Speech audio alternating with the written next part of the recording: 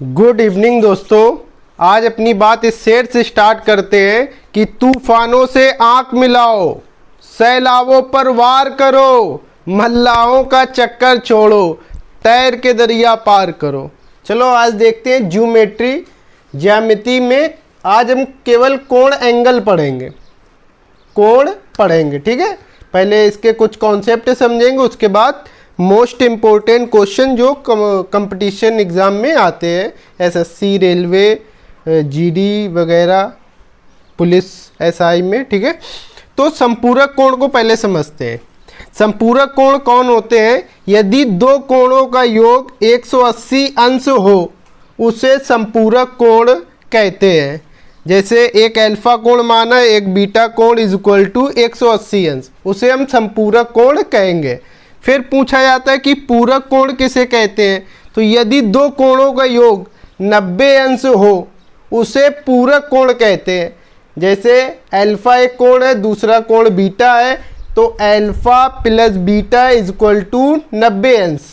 फिर आगे पूछा जाता है कि बताइए शीर्षाभिमुख कोण किसे कहते हैं? Vertical opposite angle, vertically opposite angle. तो जो दो रेखाएं एक दूसरे को काटती हैं तो एक दूसरे के सामने को बना कोण शीर्षाभिमुख कोण कहलाता है और वो बराबर होते हैं। जैसे दो रेखाएं ए बी और सी डी एक दूसरे को काट रही हैं, तो अल्फा के सामने जो कोण अल्फा बन रहा है वो इज इक्वल होंगे, और बीटा के सामने जो बीटा बन रहा है जो शीर्षाभिमुख की कंडीशन से बराबर होंगे। शीर्षाभिमुख कोण के बाद अब हम देखते हैं आसन्न कोण।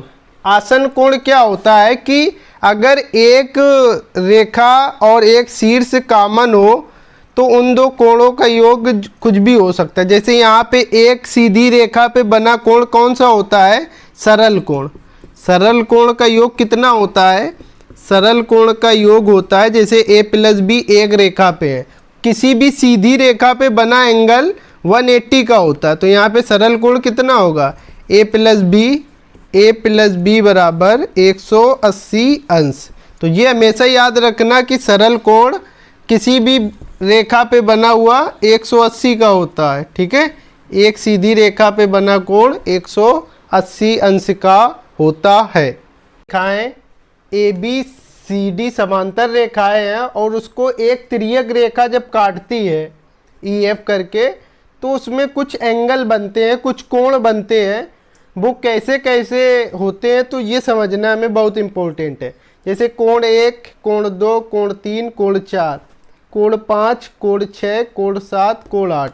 तो हम देखते हैं जो कोण 1 है वो कोण 5 के बराबर होता है, और कोण जो 2 है वो कोण 6 के बराबर होता है। जो कोण 3 है वो कोण 7 के बराबर होता है, और जो कोण 4 है वो कोण 8 के बराबर होता है। ये नियम कहलाता है संगत कोण का नियम।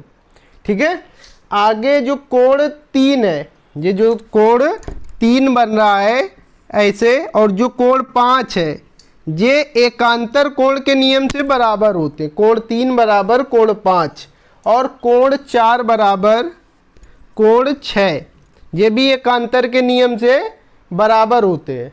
और ये देखो एक ही लाइन के अंदर ये कोण 4 और कोण 5 ये अंता कोण कहलाते।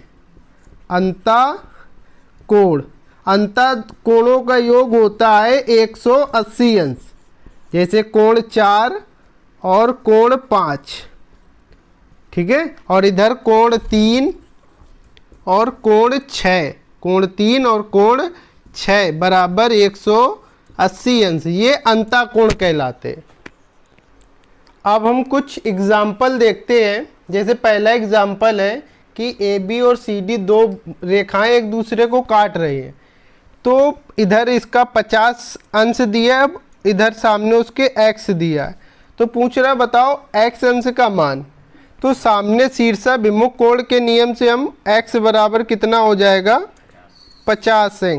ठीक है, आगे हम ये वाला देखते हैं कि अभी हमने बताया है कि एक ही रेखा पे बना कोण 180 अंश का होता है। एक सीधी रेखा पे, बिल्कुल सीधी रेखा पे बना कोण 180 अंश होता है। तो ये कोण ये और कोण ये दोनों मिला के कितने हो जाएंगे? 180। तो हम ऐड कर दें इनको, 3x minus 5 plus 2x plus 25 is equal to 180।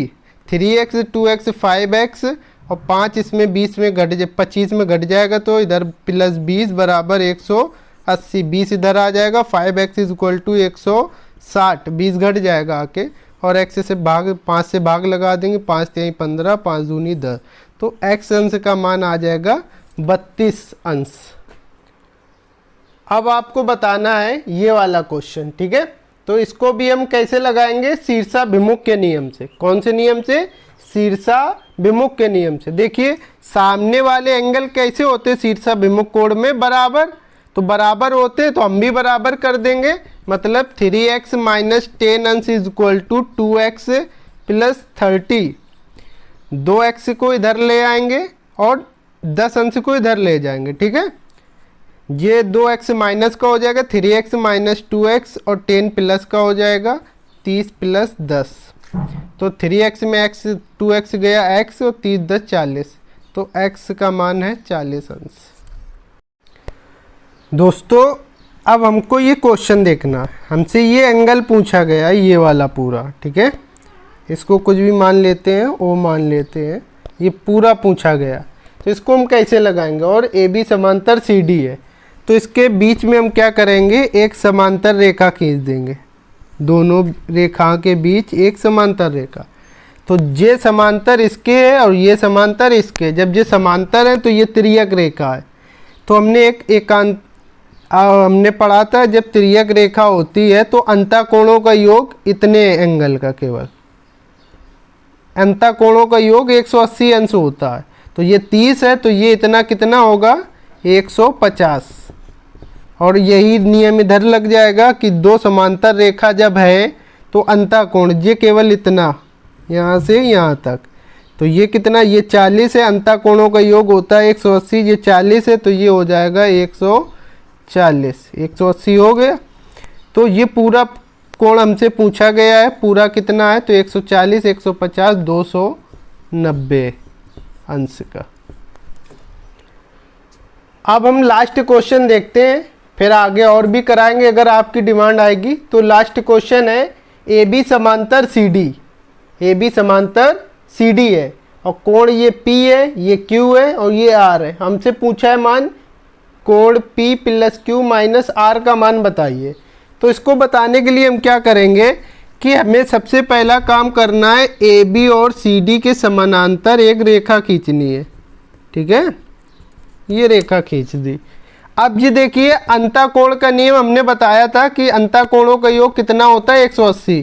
कोण P और कोण इतना, ये वाला कोण, तो ये वाला कोण कितना हो जाएगा, ये P है और दोनों का योग 180 होता है, तो 180 माइनस P ये हो जाएगा, ठीक है। और ये देखिए ये समानांतर इसके है, सी डी समानांतर, ये कोई भी भुजा मान लो एच आई, ठीक है। सी डी समानांतर एच आई के, तो ये देखो आर जो है ये दो रेखा है और ये तिर्यक रेखा है, एफ जी तिर्यक रेखा है। तो ये आर और ये वाला कोण एकांतर कोण के नियम से बराबर होंगे। तो अगर ये आर है तो ये भी आर हो गया एंगल। तो ये पूरा एंगल मिला कि क्या हो गया, 180 माइनस पी और आर, और ये है क्या एंगल, पूरा क्यू है, ठीक है। तो इसको हम लिख सकते हैं, इसको लिखेंगे 180 माइनस पी प्लस आर, और ये था कितना पूरा क्यू, ठीक है। तो अब हम P और R इधर उठा लाएंगे, तो P इधर आएगा, प्लस का हो जाएगा P और प्लस इधर Q और R इधर आएगा तो माइनस R बराबर 180 अंश। यही हमसे पूछा था, P plus Q minus R बराबर कितना, तो 180 अंश।